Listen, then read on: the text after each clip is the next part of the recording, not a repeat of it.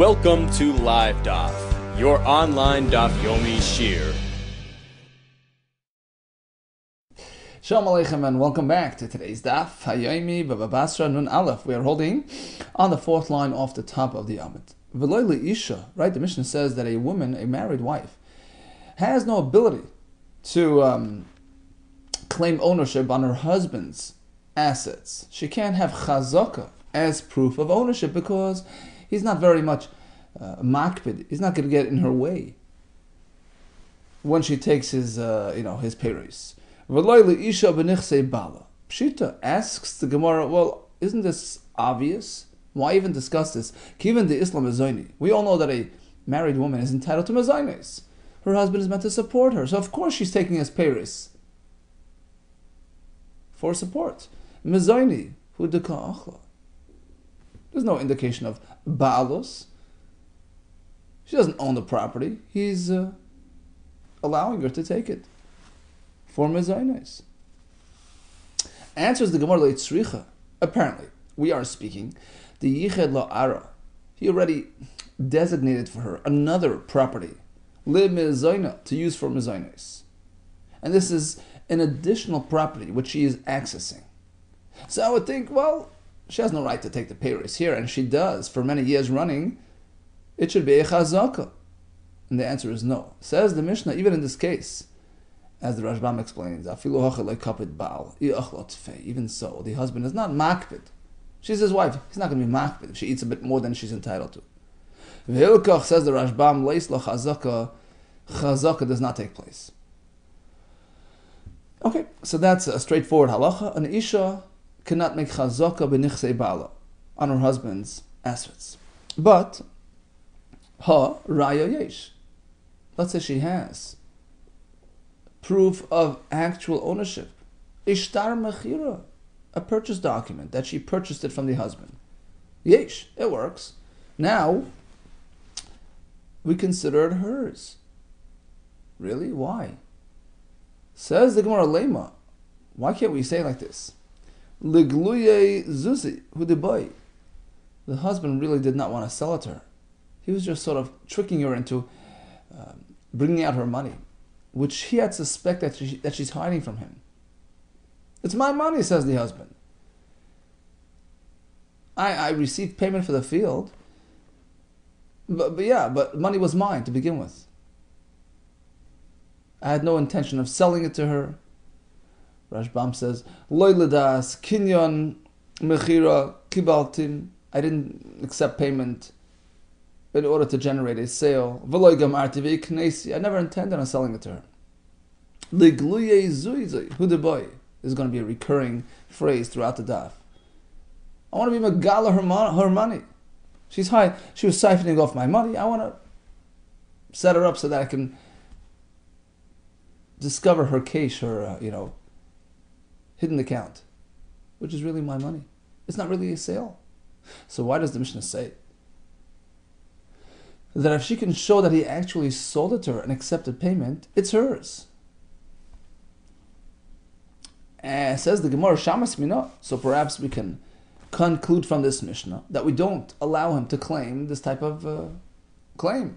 If a man in fact sells his wife the field, kansa, it's hers. We don't say he's just trying to uncover her treasures.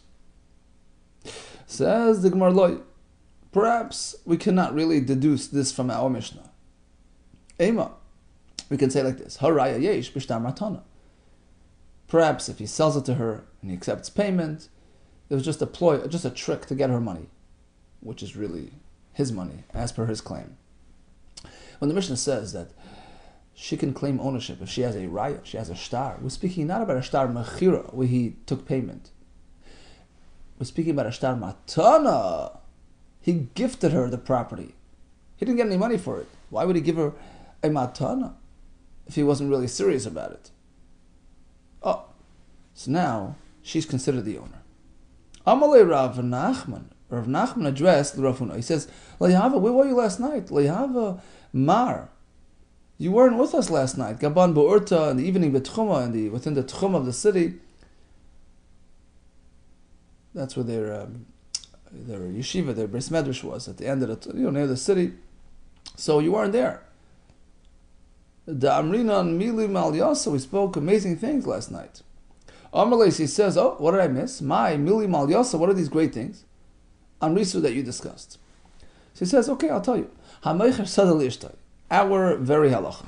If one sells his field to his wife, Kansa, it's a proper kinyan, she gets it. Veloy Amrinan Ligluye Zuzei Hudubai. We don't allow him to claim, well, I'm just trying to trick her into. No, a sale is a sale. Amalei, so Rav Huna responds, Pshita, well, obviously. Of course she's koina. Dal zuzi mihacha. We're speaking that she has a star, right? Skip the money. Put the money factor aside. Okay, that's a questionable thing. Was it really a proper payment? Was it his? Okay, you know what? Ignore the money aspect. But she's left with she has a star, which is enough for a kinyan. V'tikni b'shtar. Let the star that she has suffice to grant her the property. As we learned in Maseches Kedushin, one can acquire property by one of three methods, right? Payment, shtar, and chazaka. So you don't need all three, right? Miloi Tanan, haven't we learned in the Mishnah? Secure, reliable assets, meaning real estate elements. Niknin v'kesef u'b'shtar b'chazaka. Okay, so what's the big deal? Oh, it's a proper sale. Forget about the money. Legluya zuzi. We don't say legluya. Forget about that. She has a star. Amalesi says, no. You're mistaken.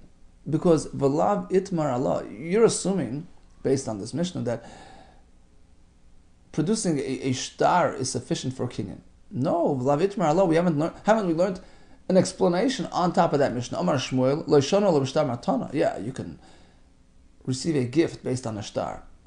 Right? So the star is enough to give you the karka. If it's a matana, there's no payment.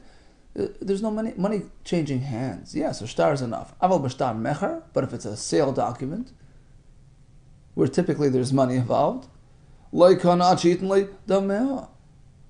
just taking possession of a star, getting that document, is not enough to give you the property until you pay for it. Because the seller is not soymech das. He's not really committed to the sale unless he gets paid for it. So yeah, a star without money doesn't really work. So there goes your whole kasha. Well, he says v'lav moisav Rav Hamnuna, but he responded, but didn't Rav Hamnuna ask on this explanation that a star alone is not sufficient? Because we have a brisa which seems to say it is, even by a sale. V'shtar ketzad, how do you go about doing a kinyan of star? Cost of law, so the seller writes to the buyer, alaniyar, on any sort of, writing, material, a paper, oyal acheres, a piece of pottery, even though it's worthless. And he writes to him, Sadi mechura lach, my field is hereby being sold to you, Sadi knui lach, being granted you, hareza mechura, unasuna. It works, it's sold, it's gifted. So you see that even just a plain star gets in the field. Well, says the word, V'lav hu moisiv lo, but didn't Rav Hamnuna himself ask a kasha?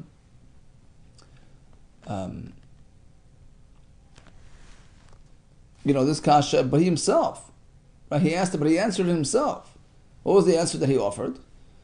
That typically a seller is not satisfied with just a promise of payment. He wants payment. Until he gets payment, it's not considered. But here we're speaking, the brisa, which indicates that a shtar is alone enough to affect a kinyan. We're speaking dafka, specifically in a case where he's trying to unload the property. It's costing him more than, the maintenance is just eating him away, right? But moicher sadeu bepnei ra'asa. He's trying to get rid of this field because of its inferior poor quality and poor performance. So here he's trying to get it done as soon as possible, before the buyer has a chance to retract his offer. So here, just by giving him a shtar, that is alone enough to make a kinyan. But in your typical case, until he gets his money, the property has not changed hands. So a shtar alone is not enough to do that. Okay, so back to our story. the husband sold this property to his wife, regular piece of property, regular sada. Shtar alone is not enough. Document alone is not enough. You need payment. Oh, but as per payment, he can argue and say, well, I was just trying to get her to reveal her treasures to me. L'gluya zuzi hudabai. Right? He could theoretically claim that. Comes Rav Nachman and says no. Right? He told Rav Huna, you weren't by us last night. We discussed the sugya. We concluded that it's not a valid claim. The fact is he sold her. It's done. But Rav Ashi Amar, here's another teretz to the brisa, which indicates that a shtar is typically enough for a kinyan. We're not speaking about a sale. By a sale, you need both. You need payment. You need a shtar is not enough. But matana bikesh litna loy. The brisa is not speaking about a sale. Rather, it's speaking about a matana. Reuben's trying to give Shimon a matana, and when the brisa says sadi mechuralach, sadi knuyalach, it's all the same case. Mechura means it's a sale, and knuya, according to the Bach and the Sunnah, it means a matana. So which one? Is it a sale or a gift? The answer is it's really a gift, but he's trying to empower. He's trying to enhance the power of the recipient. He wants him to have kalamat alamailas. You see, there's an advantage to a sale, because if something goes wrong, I have to refund you the sale. I have to back it up, right? There's an advantage to a gift. Rashbam says because of bar metzra. You see, when you sell, you have to first, give the first rights to the neighbors. What they call in English the first rights of refusal, right? So the neighbor has the first chance to make an offer, because it's easier to maintain two properties next to each other, etc. So the Chachamim, based on the pasuk v'asisa hayashar v'atoy, we learned this back in Bava Basra, right? So the neighbor has a first right, but if it's a gift, I want to give it to him, not to you, right? So basically, when you have a shtar where you're indicating that you're selling it and you're giving it and you're giving him all the advantages pertaining to all these types of situations. He has the advantage of a mecher pertaining to achrayus, and the element of matana pertaining to the halacha of bar metzra. He doesn't have to offer it to his neighbor. That's Rav Ashi's approach to this brisa. When the brisa says a shtar alone works, we're speaking that it's not a sale. He's giving it as a matana. Why did he mention anything about a gift? Sadim mechurulach. He wanted to give him that extra power, to be treated as a buyer with respect to achrayus. So why did he add the element of sale in the shtar? To enhance it, to give him the extra power, as though he was a loikeach. But in reality, he didn't really buy it, he didn't pay for it. But typically, if it's a sale, of course, unless you pay for it, the seller is not really soymech das, is not really committed to the deal. Shtar alone is not enough. Okay, here comes a kasha on Rav Nachman's halacha that if one sells his field to his wife, it's a valid deal. He can't say ligluye zuze. I was just using this as a way to get my money back. Meisvei, we have a kasha from a brisa regarding a similar case. You have a slave master, lava min eved, who borrows from his slave, and then releases him. Does he have to pay the slave back? Or a husband borrows from his wife, mina isha, v'gerish, and he divorces her. Ein lahen olav klum, they have no claim on him. My time, you know why? The Gemara is assuming because of this very reason. It wasn't really meant as a real loan. He knew that these individuals were hiding money from him, and he was trying to get the money back. My time, alav mashum dam rinan, we applied this idea of ligluye zuzay hudaboy. Okay, so that's a kasha on Rav Nachman. Why is the field sold? He was trying to discover hidden money. Shani Hasam, no, says the Gemara, that's very different. Because a person doesn't willingly borrow from somebody unless he's really desperate. And here, it's more likely that he wasn't really borrowing, he was just trying to use this as a trick to get them to show their money. And this doesn't apply by a sale. Shani hosam lo nicha shavi nafshe. Person typically is not willing to submit himself to the idea of being a borrower, which is pretty much enslaving himself to the lender, right? Eved leiva leish malva, as a pasuk in Mishlei calls him an eved leiva. So chances are that over here he wasn't trying to borrow from his slave, from his eved. He doesn't want to be an eved to his eved or eved to his wife, right? Leish kol ir ser b'vei, right? He was just using it as a way to get his money back. But in Rav Nachman's case, when a ish sold a karka to his isha, over there we don't have this svara, he's not becoming an eved, right? So there, chances are, right, we assume it's a valid, legitimate, proper sale. Shalach Rav Huna bar Avin hamoicher sadli ishtei konsa. Rav Huna bar Avin sent a message to the Talmidim, you should know, if one sells his field to his wife, she's koine, uba lechel peiros, and it's not like, she keeps it, it's not like he can't have the peiros. Of course he could. Rashbam says, it's no worse than properties that she may have inherited under his watch. So he's entitled to access to peiros. It's her property, but it's his peiros. But Rabbi Abba, Rabbi Vo, we have a long list of the greats of the generation who disagreed. The husband is not entitled to peiros.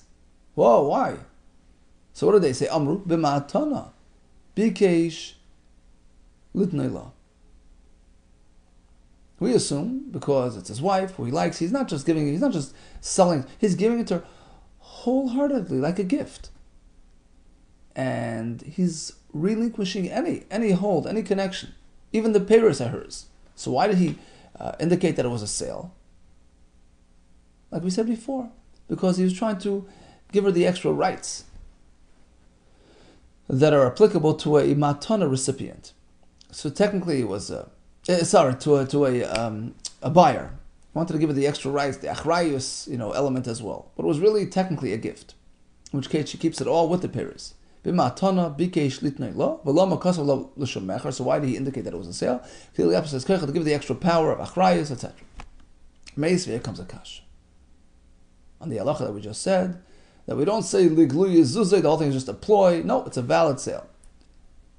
So it's the same price like we had before, with the same teretz. Lova mina eved, v'shechruroi, mina isha, v'gersha, right? Ein lahem alav klum, he lent them money, he has no claim. My time, alav mishum damrinan, ligluye zuzay deboy. Apparently he's just trying to discover their treasure. Shani Hassan, the reason is because when it comes to borrowing, it's very different than a sale. The l'shavi inish, eved, loive, l'ishmalva, one typically does not want to submit himself as an eved, so we assume the whole thing was just a trick. Amarav. So now we're going to have a machlekes amaroim with respect to this type of halacha of selling or gifting one's property to his wife. If one sells his sada to his wife, kansa, she gets it, right? And he maintains the peiros access. But if he gives it to her as a matana, kansa, once again she's koine. But here he gives up peiros. Ve'in abaleche peiros. Right? Like we said before, because we assume he's giving it to her ba'ayin yafa, generously, wholeheartedly, and done. He doesn't want. He's not expecting peiros. For Rabbi Lezer, Amar, it makes no difference whether it's a matana or officially a mecher. No, we interpret the mecher as really a matana, like we said before, but he's just using mecher language to give it the extra abilities, the extra koiches of a mecher. So in both cases we say kansa, she keeps it. Ve'ein habal echel peiros. Avad Rav Chizda Ubda, Rav Chizda carried out an actual story. I mean, he implemented it. Halacha l'maisa. Ubda Rabbi Lezer. Like Rabbi Lezer, that even by a mecher, she keeps the peiros. Amr lei, so he was asked by Rabban Ukva, Rabban Nechemya, who are the grandchildren of Rav, Bnei Bansei the Rav Chizda. So they came to ask Rav Chizda, why did you pick Rabbi Lezer? Shavik mar Ravravi v'avid kizutri. So you basically abandoned Rav's shita. Rav is Ravravi, the great of the great, because he was way older, more prominent than Rabbi Lezer, who lived much later. So you chose the smaller one, the lesser shita, less prominent opinion. V'avid kizutri, you followed Rabbi Lezer. who was a Talmud of Rabbi Yehuda, who was lived much later. Why did you go that route? Amar Leisi responded, Rav Chizda did, Vanonamika Ravavri Avdi. Actually, I also was taking the high road, like the Ravavri, like the great ones, and Rashbam says, I was actually following Rabbi Yechonan's Shita. Rabbi Yechonan was a colleague of Rav, who holds the same thing. Whether it's a gift or a mecher, kansa, in both cases the wife is kind of the property, the husband is out of it. He keeps no parents. Why? Like we explained before, because even though it appears like a sale, it's not really a sale, right? It's his wife, he's trying to give her the best, and then, right? The biggest and the best, and it's really a gift. Total package, the property, the payres, and the only reason why he mentioned mecher is so that she should be considered a buyer with respect to certain privileges. Amar Rava, Hilchasa, what's the conclusion? Hamaycher sadali ishtoi, loy kansa. No. She doesn't get it. Whoa. Why? Because we say it's not really a genuine sale. The glui zuzi, or the boy, he's trying to figure out where her money is lying. But then he continues, it's hers, but he gets the payres, which seems to be a contradiction. Is it hers or not? Okay, we'll see. However, if it's a gift, kansa, here certainly she gets it, and he's totally out of it. Now, what did he mean before when he said that when you sell it, it's hers, but then he says it's not hers, but then he says, well, it is hers, but he gets the payres. Is it hers or not? Is it a real deal or not? Tarti, we have two conflicting statements. Oh, it depends. Like kasha, it depends when. Kan b'mois timunin. If the money that she used to purchase the property from the husband was timunin, was known to be hidden. It was hiding in an offshore Swiss account. We know that. So here, she's not koine, because he can say liglu yizuzah hudaboy. Kan b'mois she'en timunin. However, if the money is known and revealed and accessible, right? In this case, he can't say glu yizuzah. Rather, the sale is a sale. Damar Yehuda, mois tmunin loikansa, mois she'en tmunin kansa. Okay, let's recap today's DAF. Regarding Baal Ishtoi. Okay, so if he sold her a property, we have a whole shaila. Whether she's kaina, maybe not, maybe yes. Machlokes, right? According to the Maskana, it depends if the money was hidden or not. So the Svara, the reason to say she's not kaina, he's just trying to figure out where she's keeping her money, his money. Whereas the other shita says, no, a sale is a sale, you can't challenge it. Now, if she's kaina, is the Baal going to eat peiros? Again, we have two opinions here. On one hand, we could say he doesn't keep the peiros. He does keep the peiros because it's like any other nechasim that she has. It's her karka with his peiros, right? Perhaps he doesn't get the peiros because we interpret it as really as a matana, as a gift, and he only called it a mecher to give her the special kayach, the special zuchus of a mecher. Now, if he gave her a matana outright, of course she's kaina and he keeps no peiros. What about a halva? If he lent her money, in this case we say he doesn't really owe the money. Nobody in his right mind would submit himself as a loiva, as an eved loiva lishmalva. It was just meant the gluya zuzay hudabai. All the best to you and hatzlach.